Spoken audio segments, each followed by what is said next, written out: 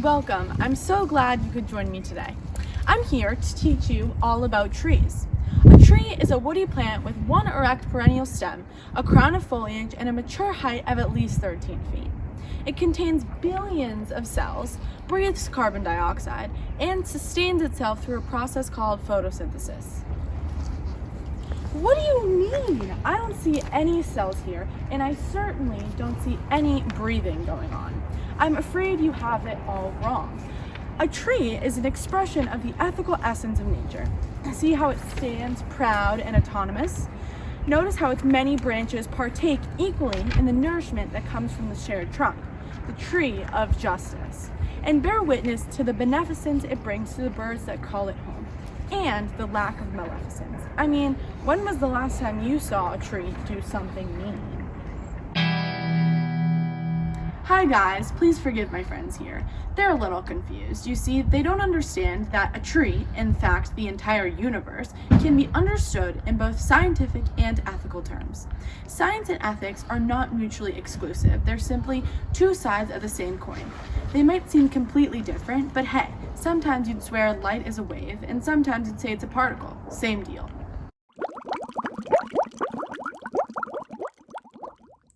I know this because I took your scientific ethics course this year. What is scientific ethics and what did I learn? Well, one way to think about it is that science and ethics both teach us about our world at a very fundamental level. Science tells us the how and ethics tells us the why. And oh, you're going to love this. We learned this really helpful framework for analyzing the ethics of a scientific quandary. You just ask yourself about the implications of a particular decision or action from 5 standpoints. First, do the people affected by the decision or action have the right to make their own decisions about it? In scientific ethics, we call that autonomy. Second, is the outcome fair? Does it deliver justice? The third dimension, beneficence, asks if the welfare of others is increased. The fourth, non-maleficence, asks if we avoid harming others. And the fifth, respect, asks us if we are respecting the people and objects around us. Pretty neat, right? And I have to tell you, another thing the course did was remind me about the importance of my own autonomy. Asking us for our input on our own grade was a great reminder that we're all the captains of our own ship. And ownership of your life is so important. I mean, as Warren Buffett says, when was the last time you saw someone washing a rental car? We also looked at the theories of some famous ethicists. Just between the three of us, some of that kind of raised an eyebrow. For example, Immanuel Kant says that the things we do are either right or wrong, and that we have an absolute obligation to always do the right thing. Kant calls that the categorical imperative. That means if a murderer asks you to tell them where someone is hiding so they can kill them, you have to do it because lying is wrong. Don't know about that one.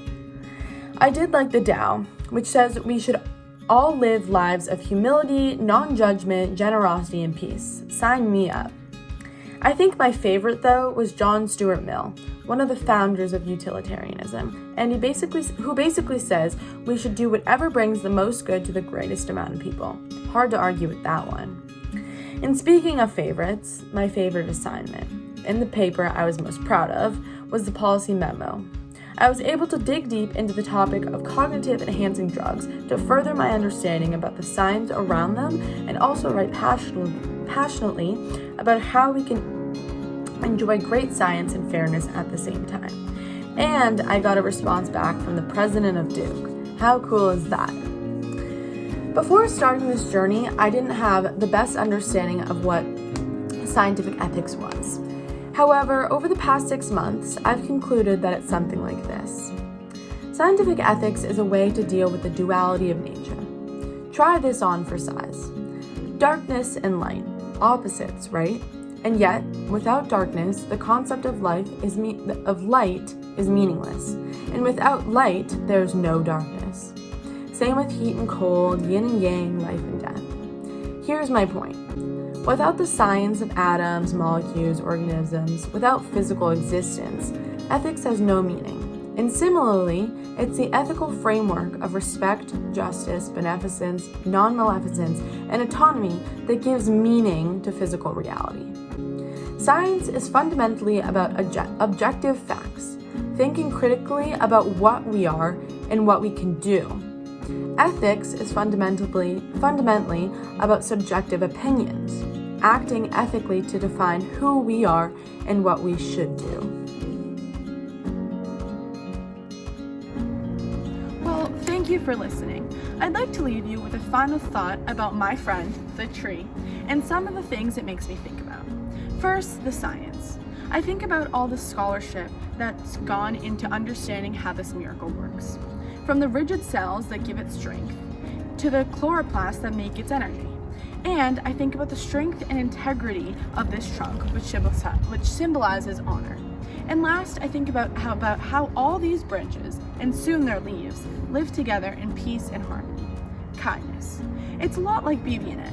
And BBNN is a lot like a tree, sending its seeds out into the world to live lives of principled engagement. Thank you for a wonderful experience in this course.